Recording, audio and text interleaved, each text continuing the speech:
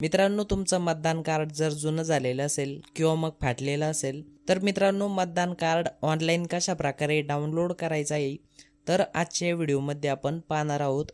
तर चला मित्रांनो, व्हिडिओला सुरुवात करूया. सर्वात पहिले तर मित्रांनो, तुम्हाला या वेबसाईटवरती यायचं आहे.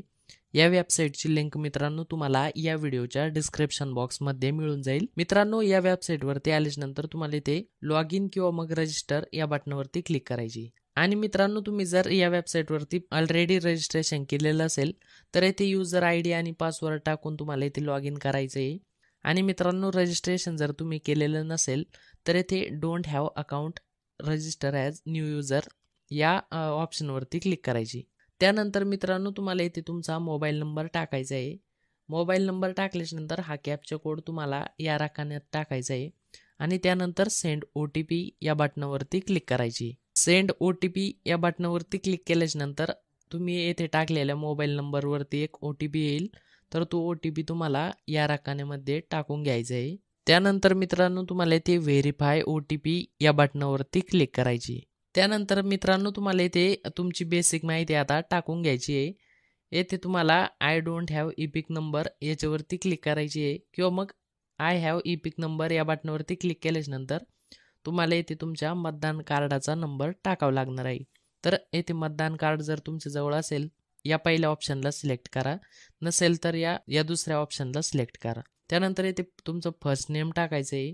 त्यानंतर इथे लास्ट नेम म्हणजे आडनाव. त्यानंतर इथे तुमचा एक ईमेल ID टाकायचा आहे. येथे तुम्हाला पासवर्ड टाकायचा आहे. त्यानंतर इथे तोच पासवर्ड परत कन्फर्म करायचा आहे आणि त्यानंतर रजिस्टर या बटनावरती क्लिक करायची. तर येथे मित्रांनो, तुमचे अशा प्रकारे इथे रजिस्ट्रेशन होऊन जाणार आहे.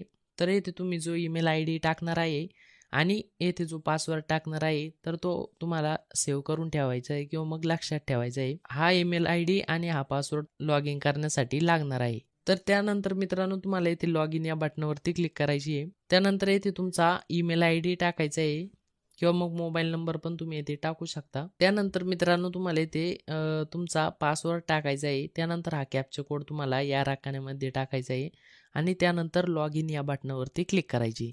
लॉग इन केल्याच्या नंतर मित्रांनो, तुमच्या समोर अशा प्रकारचा इंटरफेस येईल. तर इथे मित्रांनो, तुम्हाला इपिक डाउनलोड या बटनावरती क्लिक करायची. त्यानंतर इथे तुम्हाला दोन ऑप्शन दाखवण्यात येईल, इपिक नंबर आणि फॉर्म रेफरन्स नंबर.